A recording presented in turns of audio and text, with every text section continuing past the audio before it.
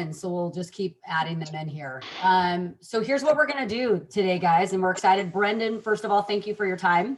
Sure. Brendon's coming to us, guys, from over in Myrtle Beach. There's a handful of you guys that know him just from some of the other leadership and real estate groups that him and his I'll say his people are running, but I'm only going to do a short intro. I want to actually jump right in. We're going to do a great listing presentation for you guys and put Brendon just on it's kind of just on the fly. So he's going to run with it with us, presenting to Cooley and I as the sellers. So we're going to go ahead and do a live listing presentation role play. And then we'll save some time at the end, right, Brendon, where we can kind of share Brendon's, career path and journey where he's come from. So, but to give you guys a quick highlight, 15 years in the business, right, Brendon? Yep. Closing, give or take right now, I think around 150 transactions. Yeah, typically. All right, which is incredible. And I've had the good fortune of knowing Brendon for several years now, good friend, great mentors in the business. So great background. And Brendon, actually, I am gonna ask you this, of the number of transactions you do, are they, how heavy are they on the listing side? Up until probably 3 years ago, they were all listings. So I would work with maybe 2 or 3 buyers a year that were real close past clients or referrals and stuff that I didn't feel I could hand off. And they were almost all sellers. And the last few years, I've started kind of building out some of the buyer business just because of the way the business has changed. But that's how I'm building my team. I used to build a team with like a junior listing agent or a prospector, and I don't do that anymore. I just go strictly with buyer's agents. So. Okay. So you've been almost all predominantly. Pretty much all, yeah. Pretty much your entire career. Yeah. And I know you've also been a heavy prospector. That's awesome, dude. What's that? Right. You've also been a heavy prospector. Yeah. That's primarily where I build all that. I mean, at some level, every deal I've done probably has been traced back to a call or a contact that I made at some point. Okay.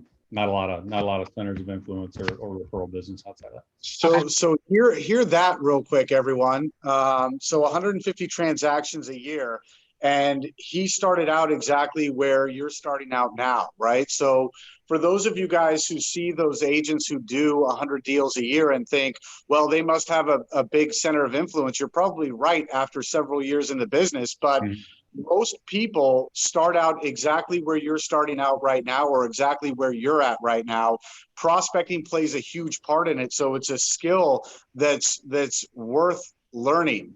Brendon, would you say, how long did it take you to actually get the hang of prospecting and actually mastering it? Yeah, I would agree 100% with what you said. So I only lived in the market for 18 months before I went into the real estate business and got my license. So I didn't know anybody. The people that I knew were my former job, and I definitely was not going to be hitting them up for business. So, in terms of how long it took, learning the scripts and stuff just to be able to get on the phone, I had to get script certified. So I had to do all these in front of Greg, or at the time was Jan Pittman, who is a co-owner of another one of our offices. And I had to qualify to be able to get on the phones. Once I got on the phones and knew the scripts, then that was pretty quick.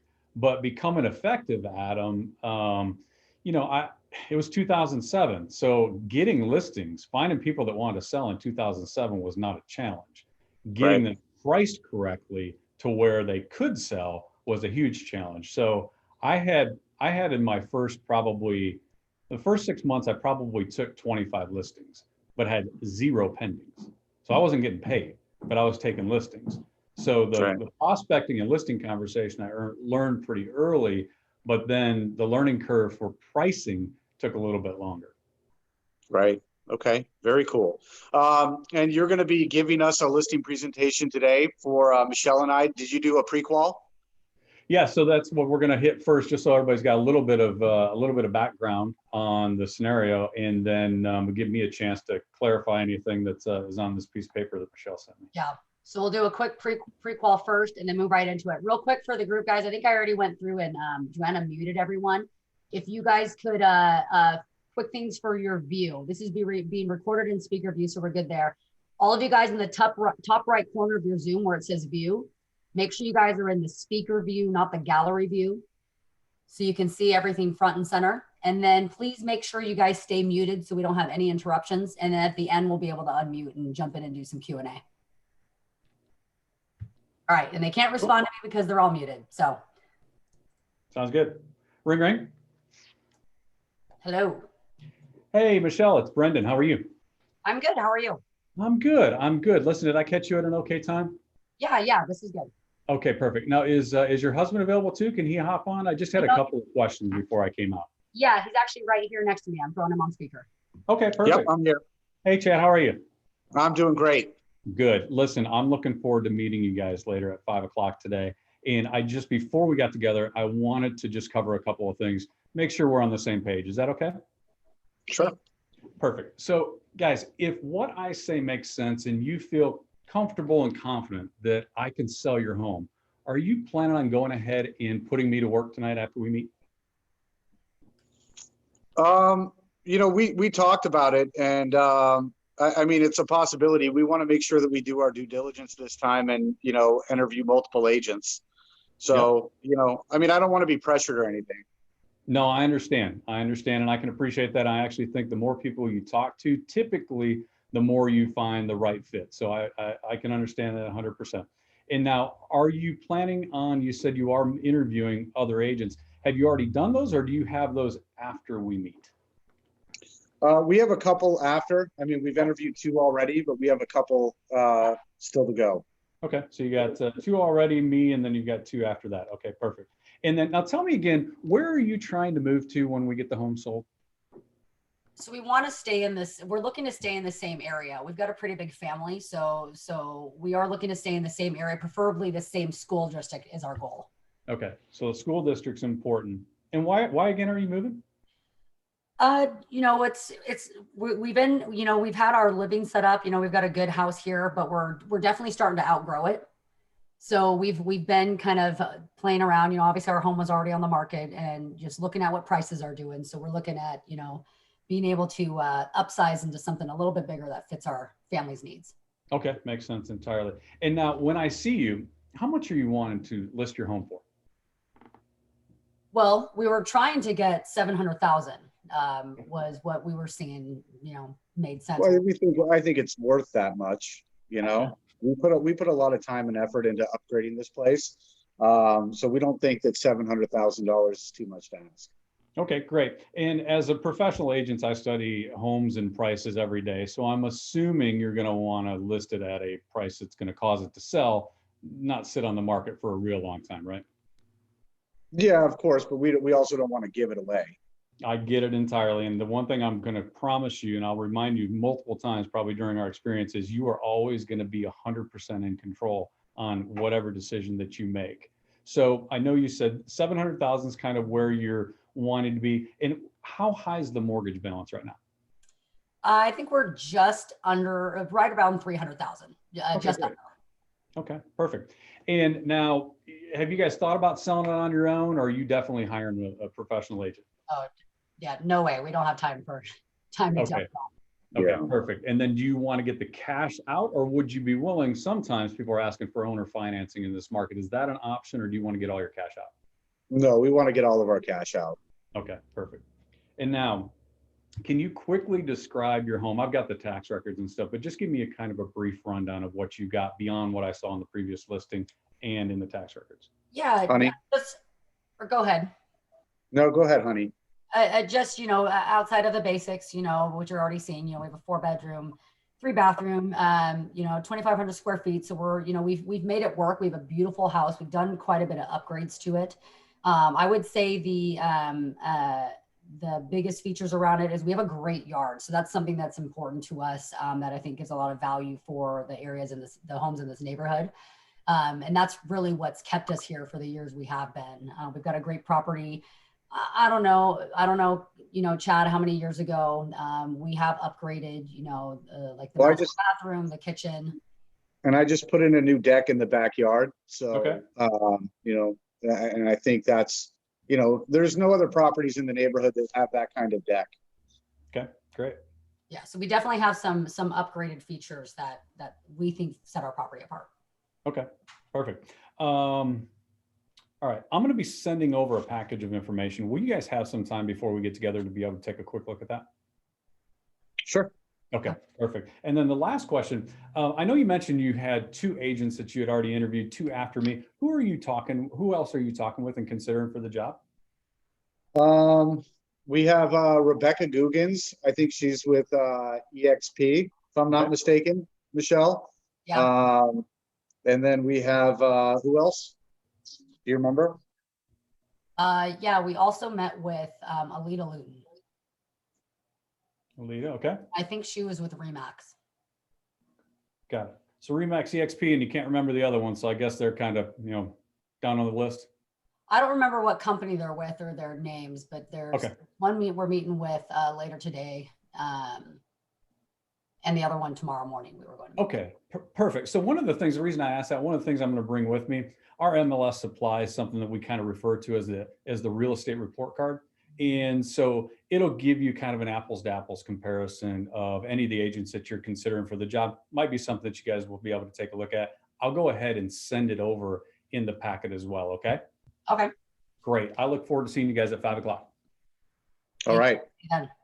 Okay. All right, beautiful. And if you guys don't mind me touching on something really quickly, the prequel script is not really meant to be overcoming objections, right? Because he was asking questions regardless of our response. It's for his understanding. It's all for his preparation to get ready for that listing appointment and anticipate what he might be running into in the living room. So it's never something that you have to get into selling on. Like the prequel is not a selling point. It's a let me understand as much as possible so I can prepare as much as possible before I walk into the living room. Brendon, would you say that that's correct? Couldn't say any better. And the other side of that is it's not designed to cancel appointments. It's designed to increase your confidence. So if you go in, you think of those questions. Those are the landmines that you walk into that if you don't ask them, and it's amazing because agents will still go in and skip over some of the ones that are like, oh, a little uncomfortable. Mortgage, Right. What price do you want? Who are you interviewing? And then it blows up in the middle of the listing appointment. Give it to me on the phone. I can prepare, and then there's no surprises.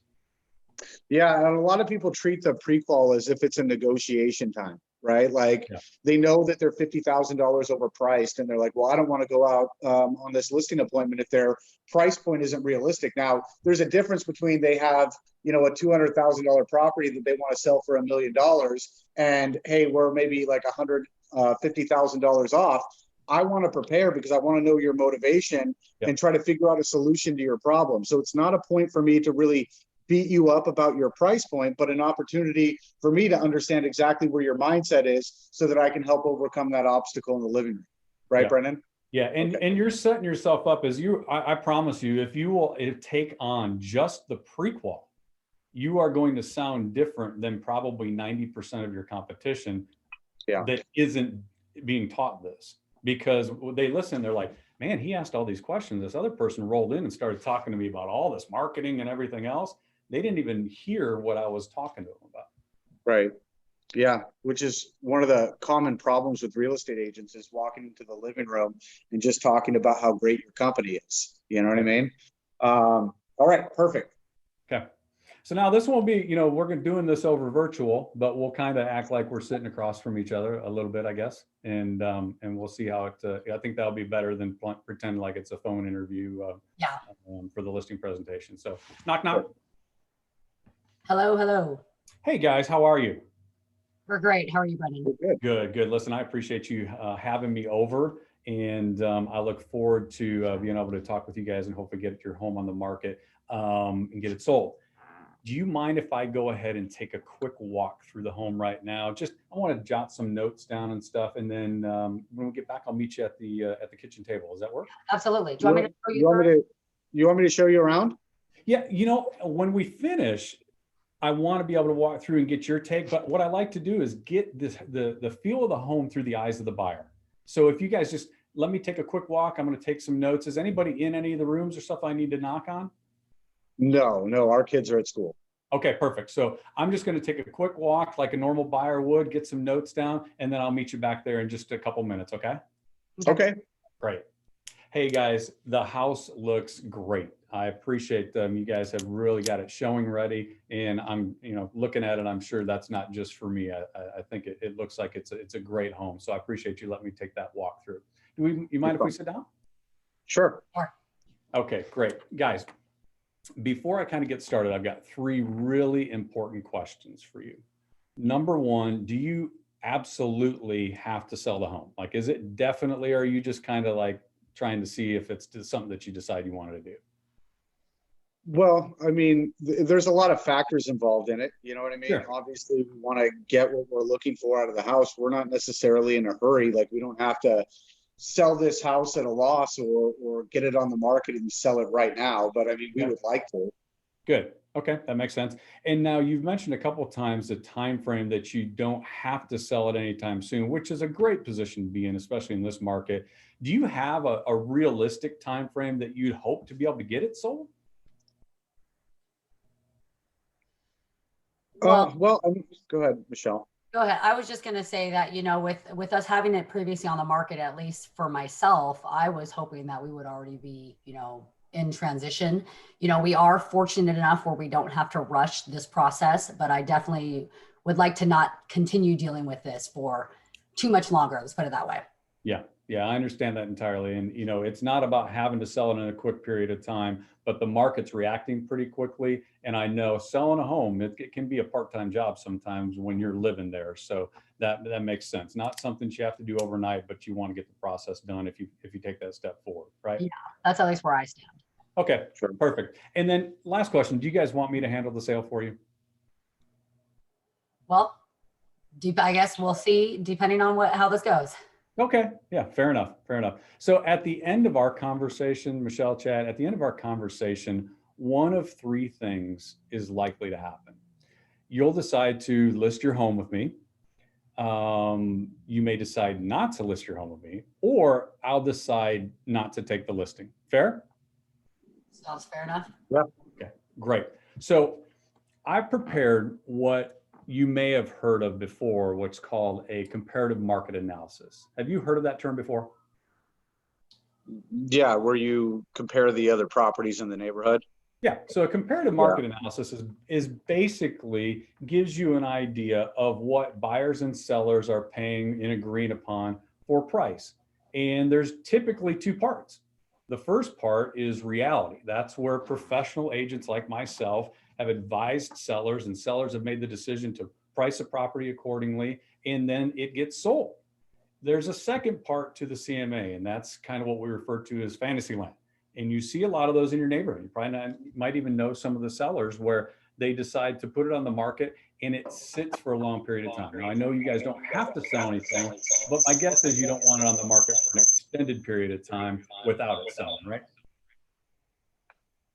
Yeah, of course. Right. So we're going to have to decide tonight, where are we going to spend our time when you put it on the market, reality or fantasy land? Now, within that CMA, I'm going to share with you a couple of the comparables. Now, in today's market, you probably know most of the homes that have sold. You may have been in them, but I'm going to give you a little bit different interpretation on the timing and what it can take and what it means for you when you get it on the market. Because I know it's not something that you absolutely have to sell. The CMA really shows what buyers see as value in the homes. And do you know how buyers determine value when it comes to, looking at the properties that they're gonna choose from? I mean, just like what they want, what they want versus how much they're willing to pay. Exactly. So values determined. It's basically comparison shopping. We do it every day. We do it on the meals that we buy. We do it in the cars that we purchase, and we do it on the homes that we purchase. So they're really looking and saying, what do I want? Who else has bought something similar? What did they pay? And now what's available? So it's good. You guys understand the comparison shopping and you understand how buyers buy. So the first couple homes I want to share with you, I've sent them over into your packet. Could you go ahead and get that in just, I see it's on the table there. Yeah. Could you put it in front of you? Yep, got it Yep. here. Okay, so the first one I've got highlighted, sold number one. And you can see in there, that's a 4-bedroom, 3-bath, 2,600 heated square feet. Now that home was on the market for 90 days and it ended up closing at $689,000. You see that one? Mhm. And Yeah. it's pretty similar to yours, right? Do you guys know them? No, I know their house though. I mean, we went and took a look at it while it was on the market. They don't even have a deck. You know They what I mean? don't have the deck. You're right. They don't But have the deck. yeah, yeah, we've seen the house. Yep. So that one, 90 days on the market. Now, if that was your home, do you feel like that would be a little too long on the market for you at 90 days? Or is that kind of in the wheelhouse of what you'd be looking for? Michelle? Well, I think that it depends on, I would say that it would be a little too long. But if it gets us the price that we want, I would be willing to work with that. Okay, good. Yeah, and you're going to see a correlation. I'm glad you brought that up, Michelle. You're going to see a correlation between time and price here. Number two, I've got marked as sold number two, the highlight. Now this one's a 5-bedroom, 2-bath. Now the heated square footage is 2,400 square feet, so it's a little smaller than yours. Little smaller. 72 days on market. Now that was a cash sale, so it actually had a short escrow period. So it was marketed about the same amount of time, shorter escrow period, 72 days on market. That one closed at 718, but can you see that one had the in-ground pool? So it was a little smaller, but had the pool and closed at 718,000. Now that one, I think that had it didn't have a deck, but it had a pretty nice patio, right, Chad? Yeah, I mean, it was all right.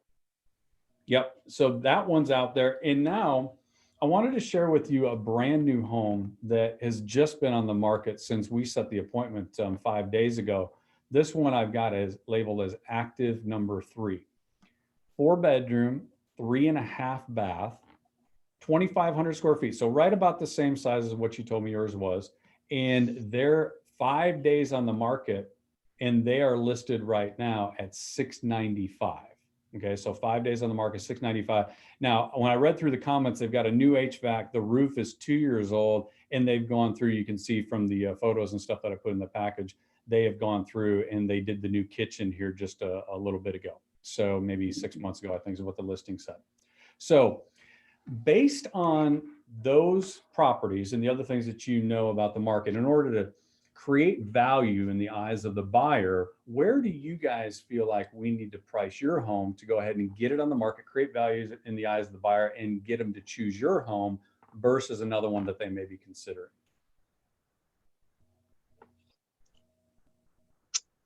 What do you think, honey? Well, I mean, I don't know. I mean, you tell me. You're the real estate agent here. Let me ask you this. I know timing seems to be, there seems to be maybe some, you're on the same page, nobody has to sell it, but maybe 90 days is a little bit too long and 30 days seems like maybe we leave some on the table. Is that that's what I'm hearing you guys say. Is that accurate?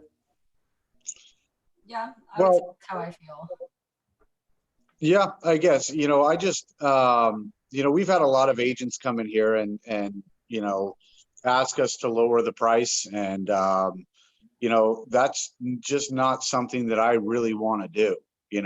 I mean, yes, we want the house to sell, but at the same time, I mean, we've put thousands of dollars into this property. And I mean, that property that sold for 689, I mean, they're just kind of giving their house away. We don't want to do that. Yep, I hear you. So if you guys were able to, let's say that, we had it on the market in 3 or 4 weeks, I brought you an offer somewhere in that range of 695. Would you laugh me off the phone if I brought you an offer of 695, or would you be like, you know what, we really wanted to try to get 700, but if we could sell it in 30 days at 695, we probably would consider that. Is that something you'd at least consider? I mean, we would consider it. Okay. Yeah, of great. course. I would recommend, Chad, a list price of 695,000. And what that does is it shows that you've negotiated the majority of what you're willing to negotiate up front.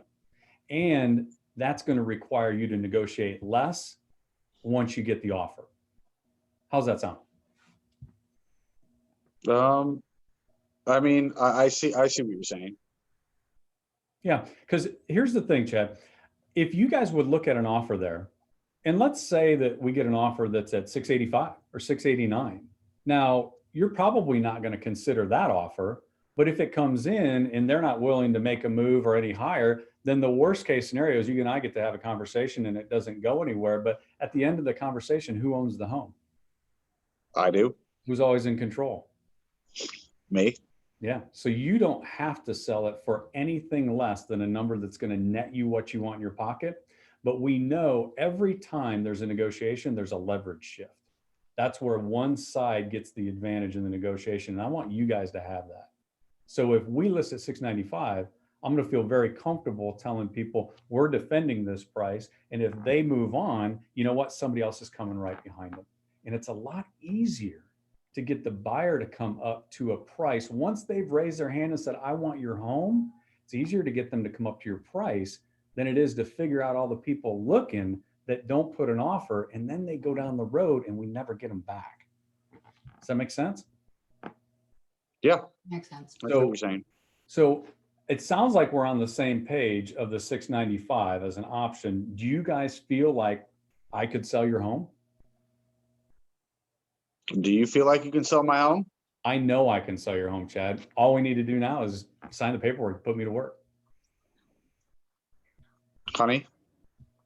What are you, so this makes sense to me, and I think that I'm confident that we can be at a better negotiating price. At that price, I think we can make that work. Now, I heard I've been getting different things from the different agents we've been talking with, as well as the agent we previously had it listed with. Are you flexible at all on your commission? Yeah, I start at 6 and could do 7 or 7.5. Okay. Well, Rebecca was saying, which is the EXP agent we met, Rebecca was saying that she could sell our property for 705 and she'd be willing to do it for 4% commission. Got it. Does she have a contract does she have a buyer that she already brought? No. No. Okay. Not yet. Okay. Got it. So based on, and that's somebody you already met with, right? Yeah. Yes. Okay. So let me ask you this. If somebody else came in here after me and shared any of the market information, do you feel like there's anything that they could say that would change what's happened in the market? Well, I mean, no. It's market information, right? Yeah. So if the market information hasn't changed and you guys initially said 700, then I'd be concerned that somebody's saying that they feel like they could sell it for more and do it for less. Like, has she talked about what she's going to not do since she's not getting paid what she typically would? Because it sounds like she normally would do it for more, but she's choosing to do yours for less. Did she explain why she'd be willing to do that? Is she a friend of yours? She said that she could sell it quickly and that she could get 705 because, we're going to get multiple offers on the property, and that it should only go up from there. Yeah, and what concerns me about that, guys, is if you pull out that real estate report card. Now, I'm sure she's a great agent. There was a day that I started in this business and I had 0 transactions. I had 0 one day. And then I had to go and work like crazy. And over the last 15 years, you'll see the track record that's in that packet. And I know that Rebecca's probably working like crazy, and someday she's going to be at the top just like I am. But right now, with your transaction, knowing it's important to get moved and net the most, get moved into the home that fits your family, do you really want to test things out with a newer agent that may not be able to get the job done, even though they said they really could? Yeah, I mean, obviously we don't want to be in the same position we were 6 months ago. Right. Yeah. And you guys feel like, when I asked you, said, yeah, we feel like you can get it sold, right? Yeah, I mean, I just don't want to have somebody come back and tell us to lower the price, like our previous agent did. Yeah. And don't you think starting out high is a lot better than starting out low? Well, starting out high is completely up to you guys. And so that's where you'd have to decide, do you want to have an opportunity to have that leverage? So when you get in there at 695 and the buyers say, that is a great deal, they are going to follow themselves most likely to be able to get an offer in. At that point, you can dictate your terms. If we miss the market a little bit and somebody was willing to go to 700, 702, 703, but we start at 705, then they may not have as much urgency to go after yours, and you might miss 2 or 3 of them. Maybe you get a couple, and then maybe one's lost a property in multiple offers and says, you know what, I'm out. Multiple offers is sometimes can end up in a scenario where you actually lose some people. So I'd rather have you guys positioned in the correct spot, be able to field the offers, decide what works best on the terms and the price, and then you guys be in control. And here's what I would say. I can appreciate what Rebecca's doing. I feel so comfortable that the marketing that I do is going to generate a buyer sooner. If she's able to find a buyer and she was, came across and she brought an offer, I would, and I'll actually let her know this, I would incentivize her. I would go ahead and give her an extra point. So I would take 2 if Rebecca brings the buyer. That's how confident I feel that I'm going to be able to get the job done for you guys. Okay. So can we go ahead and sign the paperwork, get to work? Honey? I feel, Brendon, I feel the most confident with what you've shared with us so far. I like that. Perfect. Well, you're going to feel even more confident once we get the offer. We also talked, honey, before Brendon came by, and we don't want to just sign with any agent because we feel impressed. We really want to make sure that we're doing our due diligence this time. So we don't want to sign any paperwork today. And we want to interview those 2 other agents who I made promises to. And I'm a man of my word. You know what I mean? So I gave a couple of agents my word that I give them an opportunity, and I want to be able to do that. I can appreciate that, Chad, and I appreciate you telling me that. Let me ask you, if one of them or both of them came in, you feel like there's anything from the stuff that I sent over to you from a marketing perspective and the exposure we're going to create and my track record and stuff, you think there's anything that they'd be able to say that is something that we've missed or that I'm not doing that you would hope that I did? Or is it really just being able to hear them out and then say, okay, I feel comfortable, Brendon's still the guy, and then move forward? Yeah, I just want to hear them out. And, I don't know a lot about what realtors do. And so, we just want to make sure that we choose the right agent. We made a rash decision this last time. Yeah. And we just want to make sure that we're not in that same position again. Yeah. So what I'd like to do, because I feel very comfortable with you guys, part of selling is feeling like you can have a good business relationship with them and actually get the job done. I think you guys feel comfortable. Let's go ahead and sign post-dated paperwork. Now, I do this all the time because you guys are no different than a lot of people. You don't want to make a mistake in this position. So sign post-dated paperwork, and then you can keep your appointments. The other thing I would do is I would offer to pick up the phone, and I can call those agents. And if it's something where you just feel bad about canceling the appointments, I'm happy to do that and just let them know it's going to be going on the market. Or we can go ahead and sign post-dated paperwork. And, if something changes, then call me, and you feel like you're going a different direction, then that's okay. Which one of those you guys feel more comfortable with? Honey? I think that, I know I'm the one that made the quicker decision the last time around, and we talked about this. I think that as long as we can interview those other 2 and have, we can spend the night to really think it through and talk it through, then we'd be okay. Yeah, that makes sense to me. Okay. Let's get it signed. Unless Michelle has any other questions. Let's do it. Let's do it. All right. Guys, give it up for Brendon, please. Unmute your microphones and just show him a little bit of love, please. Let's go! Good job, man. Brendon. All right. Thank you for that. Thank you, Brendon. Great job. Good job. Obviously that's a scenario that these guys face each and every single day, right? In fact, that's probably one of the one of the most common objections is, I want to interview multiple agents. And that's, I was talking this morning, we do a role play every single morning.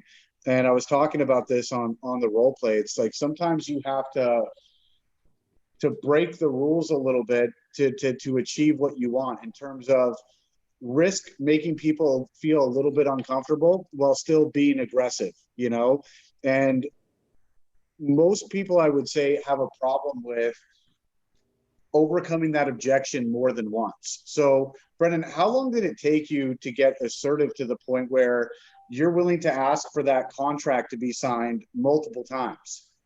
Yeah. So in probably 2009 or 10, when the market started improving a little bit, because up to that point, it was really easy to get listings, real easy. It was just a matter, again, like getting the price right. When the market started to improve, what happened?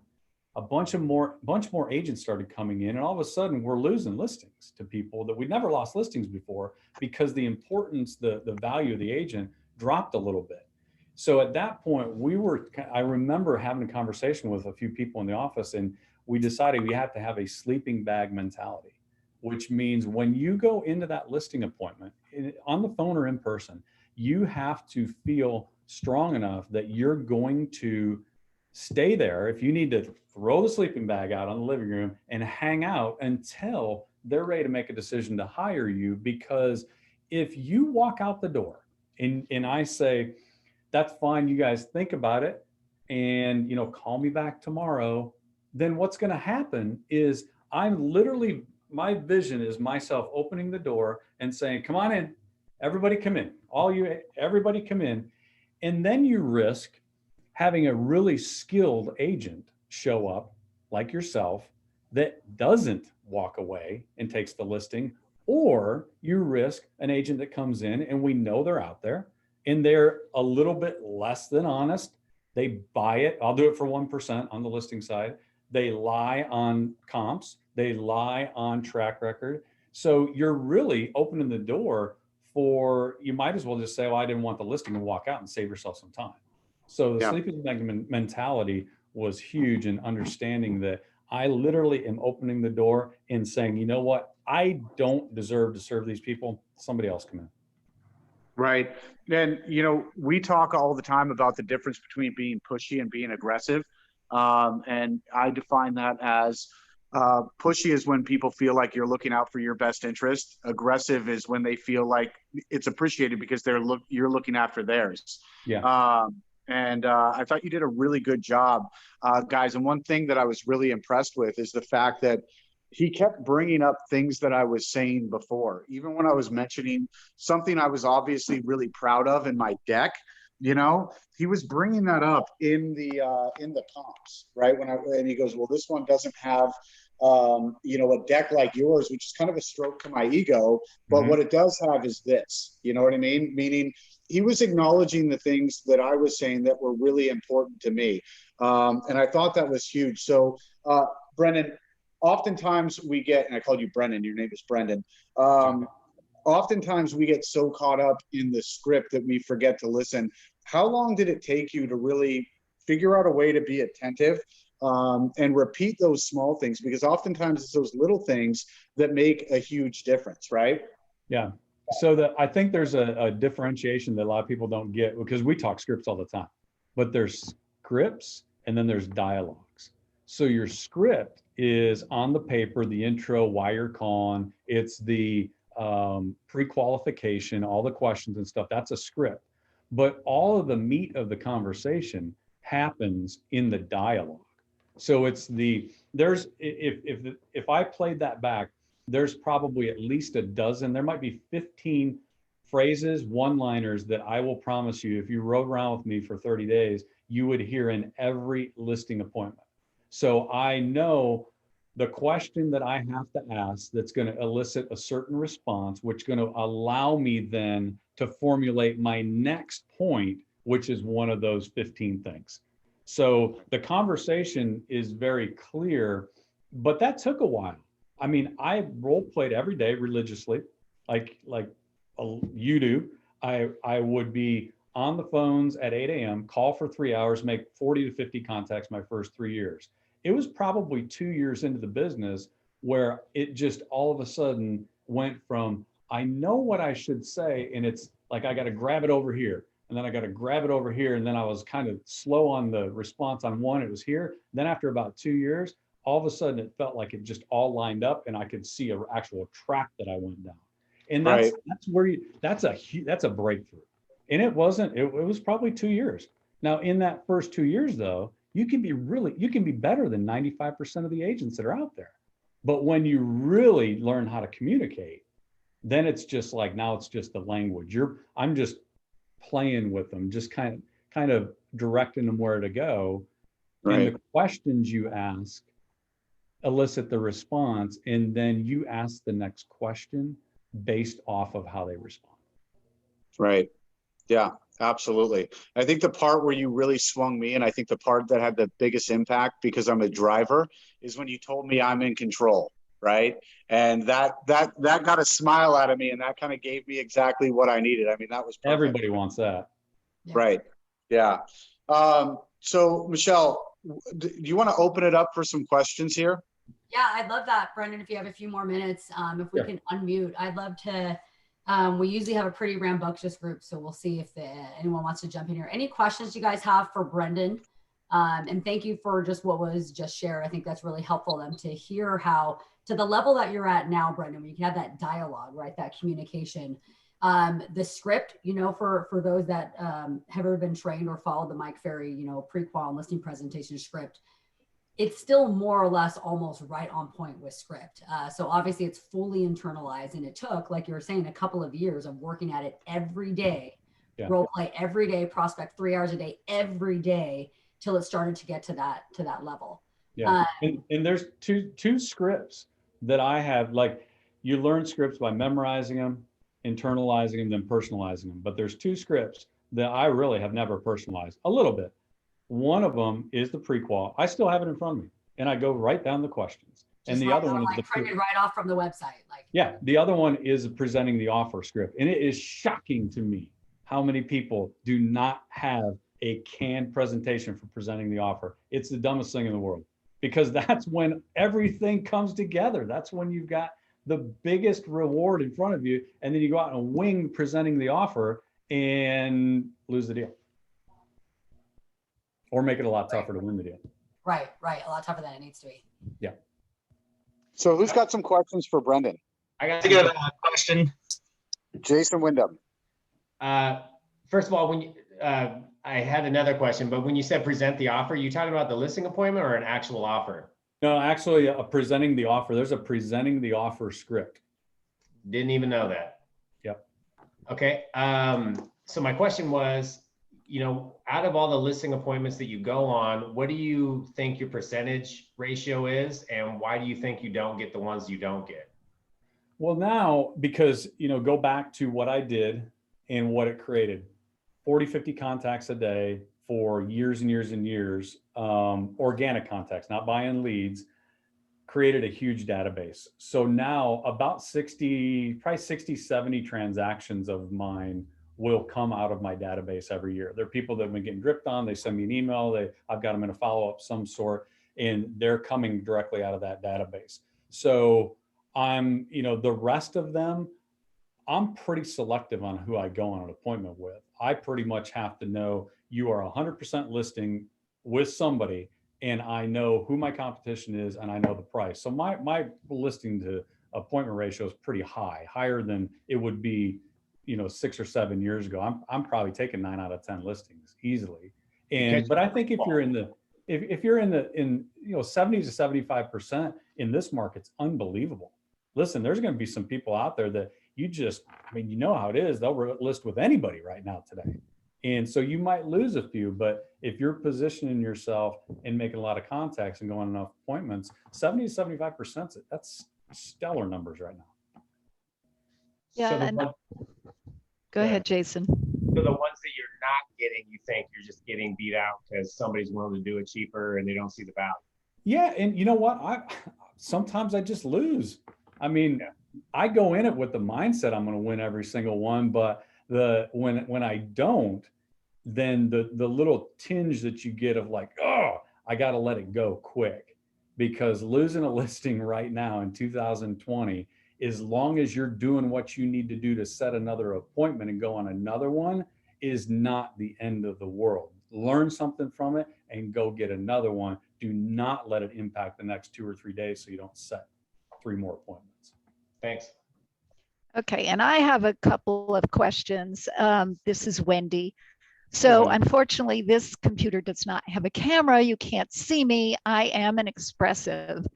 And I think one of the things that impressed me the most about watching you, Brendon, is that you were so even. There wasn't a lot of emotion. There wasn't a lot of smiling. There wasn't a lot of facial movement. You look very professional, and you were certainly convincing. But I'm like, I don't want to say over the top emotion, but it was interesting to watch an even keel presentation with confidence and attitude, I guess, that puts you into that winning position. Do you want to talk at all about style, personality, mirroring, matching? Yeah. And anybody that knows Michelle knows that if that was an in-person role play, that would have been much different, because Michelle is not that reserved. So I was playing off of who the people I was sitting across from were at the time, and they were both fairly reserved. And so that's how I was showing up for that one. If she would have been like just a mile a minute on stuff, then I would have had to pick up the pace. So and I think that's huge, because we all show up as our normal person, and that's whoever we are. But if you're going to go in and sit down and you talk with a driver, then a lot of that stuff I was going through wasn't going to fly. And I probably wouldn't even have gotten through the pre-qual, which is okay. I would have known right then, that guy's a driver. I need to get to the point and get finished with this. And I would show up, boom, here's the deal. I know you guys have already kind of gone through all the comps because you had 2 other agents. Do you want me to go through this stuff with you, or the Reader's Digest version? Give me the Reader's Digest version. Perfect. Here's the range. What are you guys thinking? What did the last agent tell you? Boom, I agree. Let me tell you why I'm different. And I'd hit that stuff and we'd be done. And I'd be asking them the same question. Do you feel I can get the home sold? Yes, let's sign. So really, really important that you do know who you're meeting with and you tailor it to them. That's not being phony. That's actually being a really good salesperson. The other thing that I would say is sales is questions. And I asked a lot of questions. The difference between an interrogation, which also has a lot of questions, and a conversation, which we want to have, is your transitions from one question to the next. So you mentioned mirror and matching. Somebody says, I say, well, how long have you lived here? Well, I've been here for 10 years. 10 years, that's great. I'm mirroring and matching their tonality and things. And I'm in that transition, I'm repeating and approving what they're telling me. 10 years, I'm listening to you. That's great. I approve. Now, I don't approve of the things when they say I only want a 2-day listing. I don't tell them, oh, that's great, a 2-day listing. I approve the things that are going to help me in my message. And I create those transitions between questions. So I'm not just one after another, and they feel like they're just up against the wall and I'm just, beating the heck out of them. Does that make sense? And I just want to point something out real quick. So Brendon, you don't know me. Typically I am a driver, right? Yes. And the way that you were giving your presentation, number one, it's always easy to sell salespeople, right? Because they're impressed by the things that you're doing. Those are some of the easiest people to sell, But what I have to say is this: the way that you were repeating and affirming and almost taking away my objections after I gave them to you was really disarming from a driver standpoint, because I'm like, okay, yeah, that makes sense, right? And so there wasn't a lot of fluff in what you were saying, and so I think you did a good job of mirror matching and mimicking. I was reserved, but I was also throwing a lot of skepticism in there. I was also like giving you some subtle hints that you used throughout your listing presentation that really took away what my ultimate objections were going to be at the end. You know what I mean? And I thought you did a really good job of that, and I was really impressed by that. In fact, if I had a house, it might be listed with Brendon right now. Nice. So who else has some tough questions for Brendon? Does. Can I go first, please? Yes, go ahead. Hi, I'm really happy that Chad said something that we're actually dealing with, which is, I'm a man of my word. I have to interview these other agents, and that objection was a really good one. So I wanted to know, would that be your answer most of the time? Just kind of, asking them, well, what can they give you that I can't? Or it was on the spot and you did a really good job, but I felt like you were kind of also caught off guard as well. Well, I knew he was going one of two directions. When they say that, when they're hesitating and they've said that they're going to hire you, then usually there's something, especially with a couple, then there's something like, and it could be just, hey, we talked about this. Don't be telling him, yes, we talked about, don't do this again. You don't know what's going on there. So I figured it was going to either be, we just need to talk about it tonight, because Michelle said, maybe, or one of them said kind of sleep on it. It was either that, then he kind of switched over and said, I'm really a man of my word. I want to give these guys the chance. So in that scenario, one of two things that I would go for.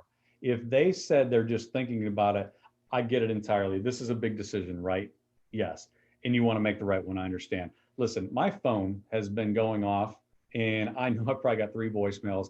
I'm going to go ahead and step outside and return a couple of these calls. You guys take your time, talk about whatever you guys need to talk about, and then just holler at me and I'll come back in, okay? And then anything that comes up, any other questions, I'll answer for them. I've yet to do that. I've probably done that 6 times, and I've yet to do that when I didn't come in and they said, we're ready to sign. So that is a winner. That is a great strategy for, we want to think it over.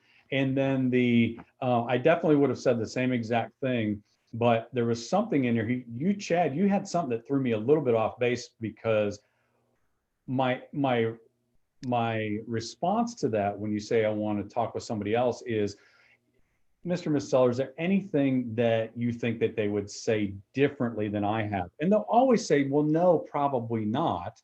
And then I say, yeah, there is. There is. They could come in here and tell you that they could list it for a higher price, or they could come in here and tell you that they would do it for less commission. Now, I've shared with you everything. Do you feel like with what I'm doing and what my track record is, that the commission's fair? Yeah, because they don't have anything else to compare it to. And do you feel like the market stats are them? Like, are they going to come in and show anything else? No. So doesn't it make sense to just go ahead and make the move now? But what it was is, he told me ahead of time that she was already telling him that they could reduce the price. So it kind of threw it for a little bit of a loop. It wasn't as polished as I want it to be, but I'd still get it. It was good. And I want to point out one word that he uses in replacement of 2 other words, which are terrible. It's something that we practice on our morning role play all of the time. And you may have said it and I didn't notice it, but the 2 words that you don't want to say are but and however, right? Because those are basically debate words.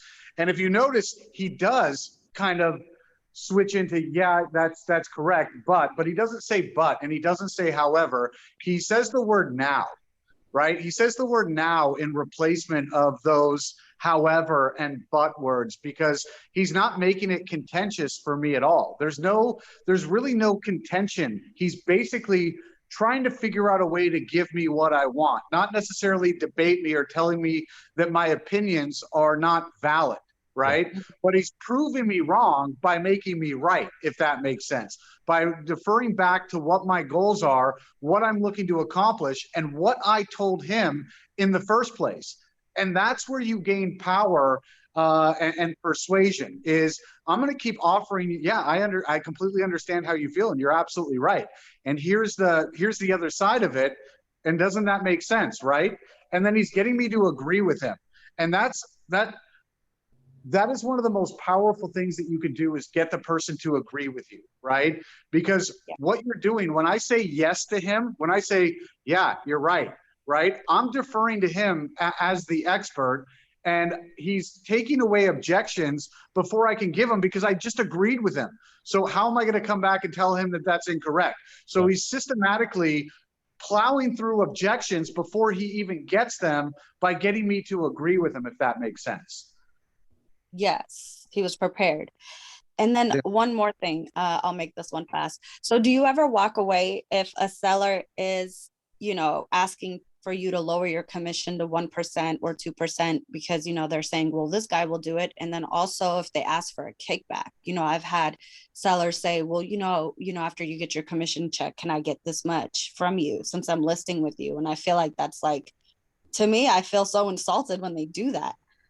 Yeah. So I get this question all the time, and maybe it's I think it's enlightened, maybe it's naive, but I don't think that there's any correlation between what we do and what we get paid. Because I sell some properties for 100,000 and then I sell some properties for $1 million. And I get a percentage of whatever it is. The ones that are 100,000 sometimes, a lot of times, are harder than the other ones, but I'm not getting compensated the same. So when somebody's asking me about that, if I've eliminated all of the handlers and I've eliminated all of the questions that they have, and they still have the courage to ask me about reducing my commission, then I just make a decision based off of how much am I going to have to invest in it. If they're asking me to do it at a 2% listing, and I know that I just had an hour presentation with them that should have been 25 minutes. They don't like my photographer. They don't like two things about what I wore. And they are telling me about how they've called their yard guy 5 times because he doesn't do the yard right. I'm walking out of that appointment because I know in my experience what that's going to lead to.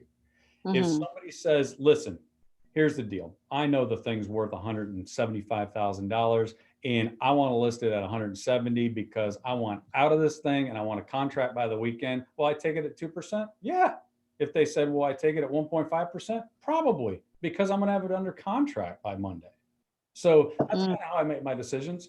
I'm not tied to, I'm worth 2% on this deal and 4 and 3 and on that. I just have a mindset of the more people that I serve, the more deals that I do, then I'm going to be taken care of. Nice. Thank you so much. I appreciate it. Great questions. I know that we have to get you out of here soon, but I just want to ask you a couple of questions if you don't mind. Sure. Now, you do 150 deals a year. That's high-level production. That's amazing, okay? One of the biggest excuses that you hear from real estate agents in terms of their prospecting, which is arguably where you built your business, right, Brendon? Through prospecting? Yes. Your average person will always say that they don't have enough time for prospecting, right? That things get in the way, that, well, I got to do this. And we try to teach, you know, great habits like, you know, not checking your email before you start prospecting, have that consistency every day, right? Easier said than done, right? But it seems to me like the less deals you do, the more you don't have time. Can you talk to me about how you're able to balance that high level production and still do what you need to do anyway? Because you still prospect, right? Yeah. So I probably make 8 contacts a day now. And I still call. I call all the expireds every morning. There are very few of them. And there's 50 people in our market calling multiple, 50 times a day. So I still call for sale by owners, expireds, and then it's mostly database. So as I'll give you some perspective on what I'm doing now. So when I hit about 150 transactions, which is probably 7 or 8 years ago, Greg Harrelson and I opened another Century 21 office, and he and I own an office in Charleston. So the majority of my time outside of actually going on the appointments that I do set is spent running the office and coaching agents on conversations like this. So I don't spend 3 hours anymore prospecting, but I did in the beginning because it gave me the opportunity to go do other things, which created other streams of income. And the cool thing is the business never went away. So you worked your way into that luxury is what you're saying. Yeah. And the toughest place, the toughest spot, which it's all even across the board. It's even, I don't care what market you're in, when you're trying to get out of the 20 to 40 deal production, that is the most difficult time of your life. When you're 0 to 20, then you're like, all right, I'm moving along. And you're probably, if you got some skills and you probably have some extra time at the point you're doing 18, 20 deals. Once you get to 20 to 40, you're like, probably, if you're in a fairly decent price point, you're making some money, but you're like, I like making this money. I'm not sure about reinvesting it in anything. So you're probably a one-person show. 20 to 40, then you're like, can I do it again next year? I don't really want to take any chances. And most of the time, the fear of taking the chances is because you don't believe you can repeat what you do. If you go in and generate every single day, you'll prove to yourself, I can repeat what I do. I just got to show up every day. The pipeline will be full. I'll do deals. Then once you get past that, then it's like, all right, how can I invest in this system to make me more efficient? How can I get to the point where the only thing I do are income generating activities? Get rid of the servicing. And that's where, the agents in my market know they typically won't call me with questions because they know I don't know. They're going to call Laura. She's been with me 11 years as my admin, and she answers. So that no man's land of good production, 20, 30 deals, that's great production. But if you are wanting to grow, you got to get out of that quick. And that's the only thing you need to look at is, do you have a system in place to go generate every day? If you do, then you should be able to convince yourself that, listen, markets change, things go up, things go down. I do what I do every single day, and I'm going to be fine. But what do you tell those people who are trying to go from 0 to 30, let's say that category, or even 0 to 25, right? And obviously in this market, it's quite a bit different than when you started, because now there's so many people competing for listings, and all of a sudden that listing is the pretty girl at the party, right? They have their choice of so many people. And so for most agents, they pick up the phone, they deal with a lot of rejection each and every single day. And that's what prospecting is, right? 99% rejection. But what about those people who are dedicating 3 hours a day while they're trying to build your business? What's your advice for them? And let me just make it clear on what I say, because maybe what I say is wrong in your eyes. But if you're at a certain production point, say, 0 to 25 deals a year, how much of your time should be spent on production and lead generation and prospecting? If you were starting out today, what would that look like for you? Yeah, so it really depends on I'm going to make an assumption. The 0 to 25 person doesn't want to stay at 25. Like 25 is not the goal. They actually want to grow beyond that. Then there's servicing side of the business that they have to do, of course. But the majority of their day is spent in income generating activities, which is prospecting, setting appointments, going on listing appointments, negotiating offers, and there's one other one there that's slipping my mind right now. But all of the time should be spent on income generating, except servicing the stuff that they need to. If they keep that in mind, now what's that mean? That means that, yeah, right now, if I started out today, I got news for you, 3 hours, not enough. It wasn't enough then.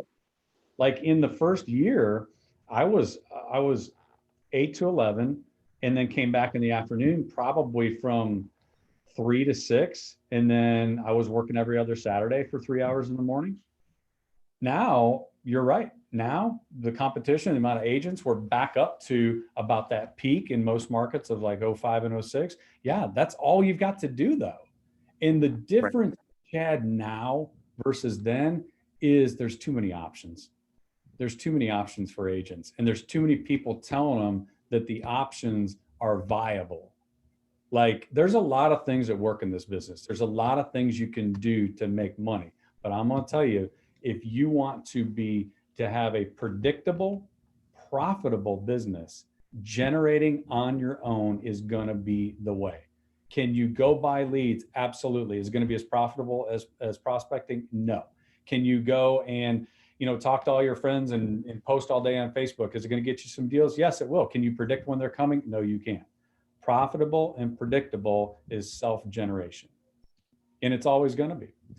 There weren't any other options. I didn't have there wasn't any leads I could buy. I mean, buyers, they came from sign calls, your listings that wanted to buy, and that's about it. That's where buyers came from in 2006. Listing came from your buyers that had to sell a property first, and your COI and past clients. I didn't have any of them. So what I have to do, I had to go. So how would you rate the importance, the power of being able to pick up the phone and generate business? I mean, is that a skill set worth putting in months to learn in order to, and you would say that that would give you complete control of your business, right? Yeah. So one of the questions that I remember having a conversation early on before I even committed to coming here. This is the only company I've been with, by the way. So I only know one thing, and it's exactly what I'm telling you. So Greg asked me a question just about, what do you want to do down the road and stuff. And one of my things was, I don't really know if I want to be in Myrtle Beach forever. My kids are really young right now. They're getting ready to graduate high school.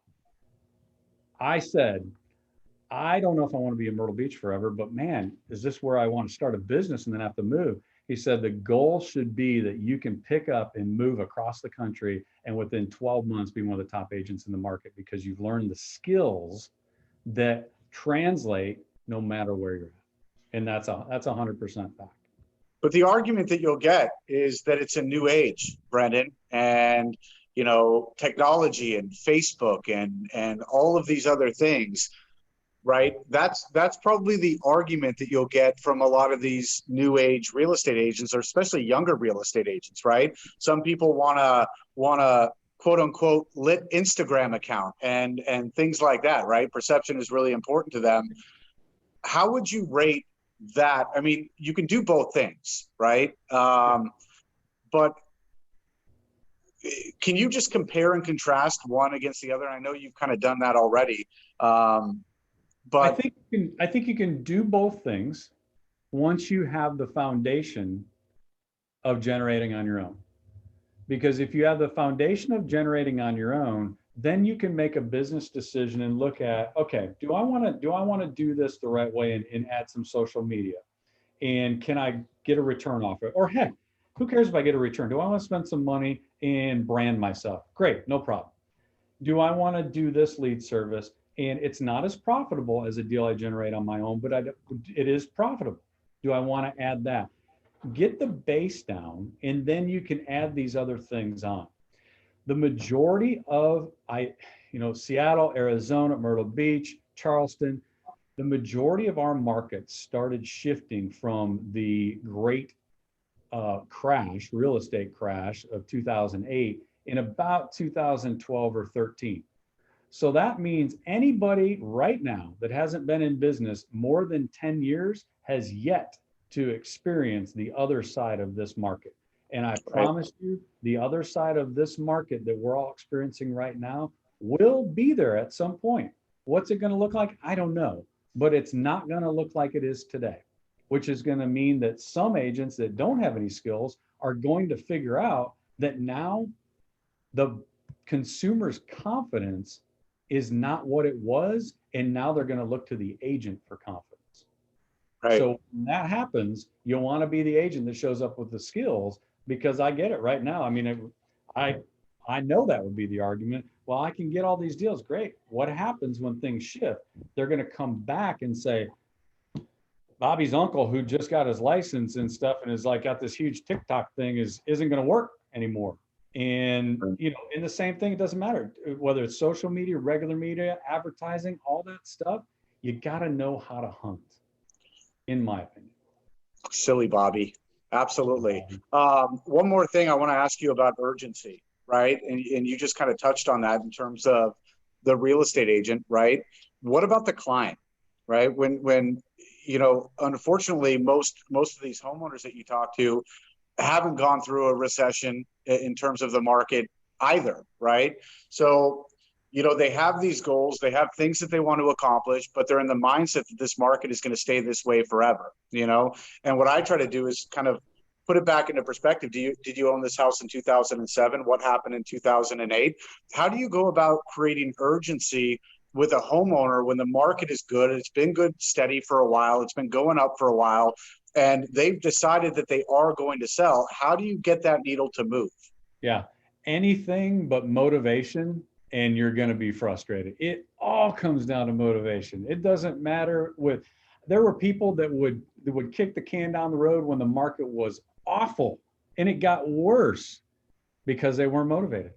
And now there's people that are going to miss the opportunity of a lifetime and sell in 3 years when they see that something changes, hypothetically, and it's because they're not motivated. You have to find motivation. And there's some people that just aren't out there, or that are out there that just aren't motivated. And when you aren't talking to a lot of people, your tendency is to continue barking up this tree of this kind of unmotivated person because your pipeline's empty. In the meantime, somebody else that's going out there and talking to these people is scooping up all these potential leads that are motivated. So it doesn't mean like your motivation has to be list today or I'm not going to talk with you, but it does mean that you have to focus on that. And there's going to be some people that you're going to have to just kind of let them go, simmer a while, put some automation and some things in place so you can stay in touch with them, have good follow-up systems, but go after the motivated people. Yeah, full pipeline solves a lot of problems, doesn't it? It does.